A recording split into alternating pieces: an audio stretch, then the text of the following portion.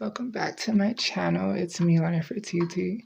So I wanted to talk about when you make an altar, because a lot of people right now are studying witchcraft and they are making altars of the deities they so choose to broadcast on their altars. But I wanted to tell you what happens after you leave Earth and you pass on. So, what you're supposed to do with your altar. So, usually altars are supposed to be passed on generations to generations because think of it, it's like you open the door to a family member and now they're in your life for the rest of your life. Not, oh, when I leave, then just throw them all away. Because remember, like they did things for you in your life. And because they've done a lot of things for you, they're kind of like a symbol. That's like a pet, you know what I mean? But not like a pet because remember they're gods and deities. So keep that in mind. But you know what I mean? But I'm just trying to describe it like that. When your pet dies, don't you take your pet and bury your pet with you or something like that? Because you got to think of it. You know, it's part of respect and it's part of the way how traditions should roll. Not, oh, this was my pet for this many years. And when I left, I want them to be just throw them, without a proper burial, like unless it died before you, but these are not pets, so I'm not saying it like that, but I'm just saying, because don't get me wrong, I had my fair share when my pet died. I didn't take it to, the place, the cemetery, but still, but that's just what you learn, but properly when you buy something like that, like a deity or something, or like say if it's like an angel statue, say if you bought an angel statue, would you throw that angel statue? Say if it was from your great great grandma and she had this favorite angel statue and she said, I want this, and she was one of you guys were her favorites. And she was like, I want you to pass this around the family because this is the angel statue that I love and cherish. So give this to the next person and then give them to your next person and let that go on from there. So it's like that. It's part of respect, So what you're supposed to do when you pass on is you bury them with you, basically.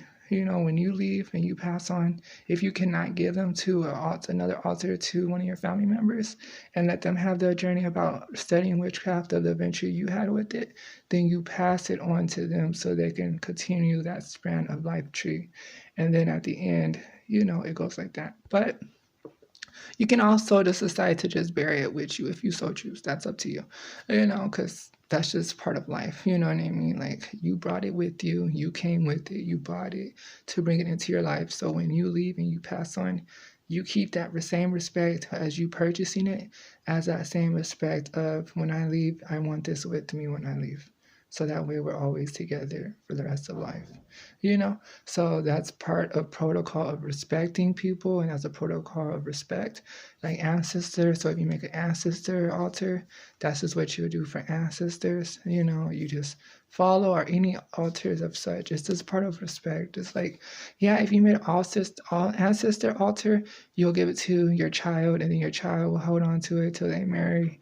And then remember, because when ancestor altars, it's like this, because all you have to do is write your name and write your significant other name on a tree, So say if it's like a family tree, you'll write your name because this is where you stand and this is where your husband stands.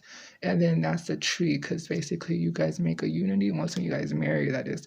Don't try to say, well, we're going to make an altar for ancestors and we're boyfriend and girlfriend, because ancestors are more ancestors. Like the whole idea of an ancestor altar is more in depth of togetherness, like a wholeness and together of unity, like permanent unity. Because I believe in, that's a whole nother subject, but what I believe is when you marry somebody, then it's just a connected bond for eternity, not it's once when we end it, and then I marry the next, because that's just what I don't believe. But that's a whole nother topic to talk more about that. But for altars, that's how an altar replica, when you leave, how they're supposed to be respected and passed down. And then also like all the beer casting you had at the end of all the journey, like say if you put beer on their altar or any drink, when you leave, you pour that on their altar. That's like saying if you're going to the graveyard and visit grandma or somebody like that who passed on, you take something that they will love, and you pour it down the drain,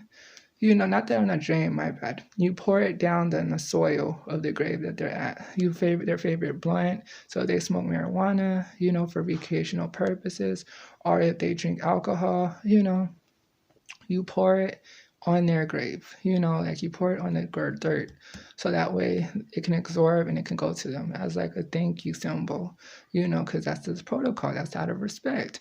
But this has been this video. Hit the like button, subscribe if you're new to the channel, and I'll see you guys in the next video. Bye.